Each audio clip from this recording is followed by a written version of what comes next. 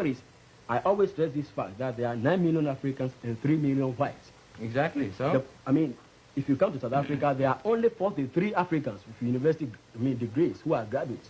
If you come to the Gold Coast, you have thousands of them. Gold Coast is a black colony, just like South Africa. But we have been able to develop everything, which shows the capability of the African to do anything itself. But we have been able to get all these ideas through the mixture of Western ideas. Actually, we couldn't develop on our own, until we got British help. And since we got the help, we have been able to do everything ourselves. If you go down to South Africa and help the Africans with your ideas, getting, free mixture of ideas, everything will be okay. But the point is, you use the Africans as tools. You tell them that don't be in this city after 9 o'clock, don't wear this thing, don't do this thing, don't go to America, and the Africans don't go any part apart. Anywhere at all outside the South African Union. You know, the white people in South Africa aren't allowed in the black areas either after dark. It's because you created this situation. Why don't get free mixture? You look down on the Africans. That's the point. Am I quite clear? Because you said you believe in separateness, and I want you to come down to this point. You have not answered my question. Just let me interfere. What's the fundamental cause of all this discrimination in South Africa? The one fundamental cause. Firstly, because the Bantu in South Africa is not as educated and as highly civilized. And therefore? Yes. And therefore we've got to live with them together in that land. Remember that. You mean you people want us to give them equal franchise rights. We give them equal franchise rights within hardly any time whatsoever. The white man in South Africa will have absolutely no say in anything. But you have been in this case, you don't have any choice. Suppose now you think that if the society of the white and the society of the blacks is mixed, it will be quite dangerous for you because these people are not as civilized as the white. Exactly. Suppose these people are kept in separation, and you educate them, and the government, I think, believes within the 20 years they will be of the same standard as the white. And this means that you are giving them help mechanically, and unless you mix with them, if they are as good as you, then they will say, get away, who cares for you? Yeah. You must realize the fact that they will do so because you were not exchanging ideas for developing these people in terms of friendship. But that's exactly what we're doing. No. The black man and the white man in South Africa are working together. No. There's constant contact between the ministers and the Bantu.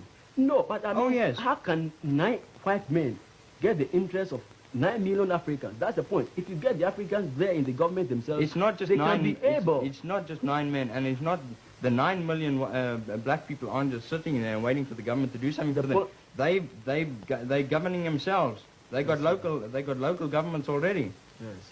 And they're getting more and more local government. Answer this question for me. I was asking you a personal question, if you don't mind.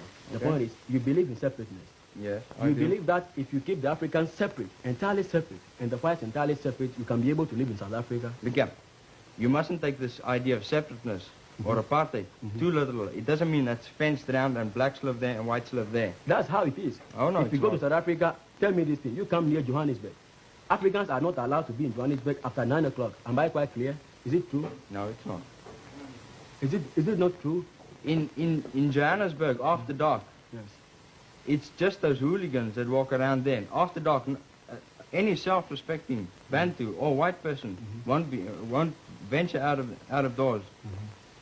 Okay. Come to this point. If you go to the railway station, are not the same as you think of them. There may be the minority. I've been in contact with them all the time since I've grown up. I know what they're like. But how far does the government make use of those who are educated, for example?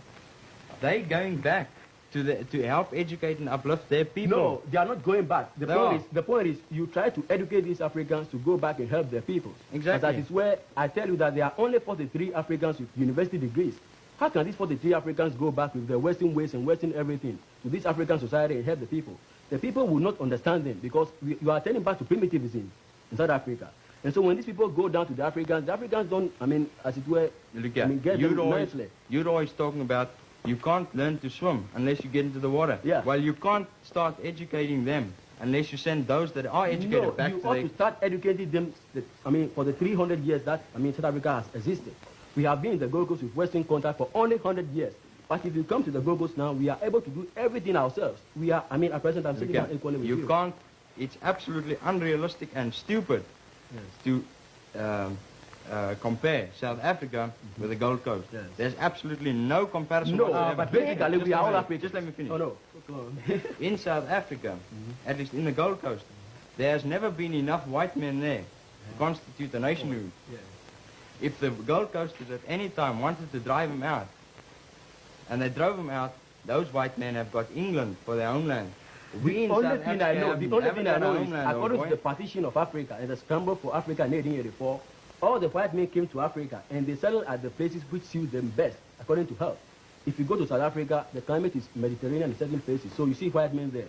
If you go to East Africa, it is tropical, but because of the highlands, I mean, it's relatively cooler, and so you see white men there. That's why you get the mama in East Africa. In the Gold Coast, it is jungle, mosquitoes and everything, and so the white men don't like to live in the Gold Coast. That's natural. And Nini, and excuse me, Navy, and Dix, I want to ask you this. Dix just said that there weren't enough white men in the Gold Coast. Would your point of view be that believing in separateness, you've kept yourself so separated from the white men in the Gold Coast that maybe your standard of living has... No, ma'am. We were just keeping, I mean, side by side with them. I tell you at first that if you come to the Gold Coast, through the contact with the whites, we have been able to develop. We can never develop on our own. That's the point.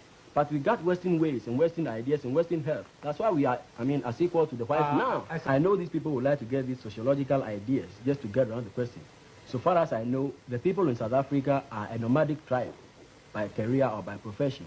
They are headsmen who move with their cattle all around the belt. and all those Nowadays? places. Nowadays, even in the Oh, no. olden days. No. Okay.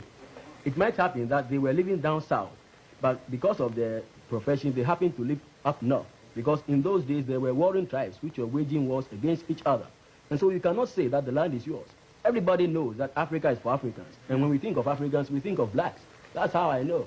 Well, Look here, just to And give you you are a using short... the policy, and you are using the policy of aggressors that the land, the earth belongs to everybody, and the one that is powerful rules the part of the world which is owned by the others. That's the policy that aggressors use. You know who are the aggressors? It's the African National Congress in Africa. They are the aggressors. No, how can there be? If the Africans in Africa would stop being so militant and would rather get down and help and build up South Africa and build up Africa, the problem would cease almost immediately. okay, let me ask you this thing. You said if they can come down and help, the problem will cease. The point is, how can they help if you get 9 million Africans and 3 million Europeans, and you get only 9 Europeans representing the interests of these Africans? Do you believe, let me ask you this personal question, do you believe, according to your apartheid policy, in getting 2 South Africas, one South Africa for the Africans and one South Africa for this thing, with 2 different colonial policies and 2 different foreign policies? If you No. don't, give me the Well, answer. I wouldn't be able to give you the definite answer right now. Why? Suppose. You believe in separateness. And why don't you believe in getting the Africans separate, having their own government and Look, yeah, everything, the thereby creating 2 union of South Africas? That's the point. But that, if, so far as you believe in apartheid, it means you believe in separateness. Then keep the Africans separate with their own governments, with their own money, with their own everything, and keep the whites separate. Excuse me, I'll just Because- come in there. Okay. He said that if Africans would just calm down and then cooperate with them, the land will achieve peacefulness. Right. Do you mean that the Africans are the people who are really the aggressors against you? You are not really aggressive towards Africans. I mean, Of course not. The general attitude in South Africa, and I come from a country, I know, every summer that we have, every holiday at least that I have, I go and spend on the farms, and I live amongst these natives. I really get to know what they look and what they are Then like. And the what- general attitude of the white people in South Africa is sympathetic towards the black people. They regard themselves as the trustees of the I mean, black why people. shouldn't it be-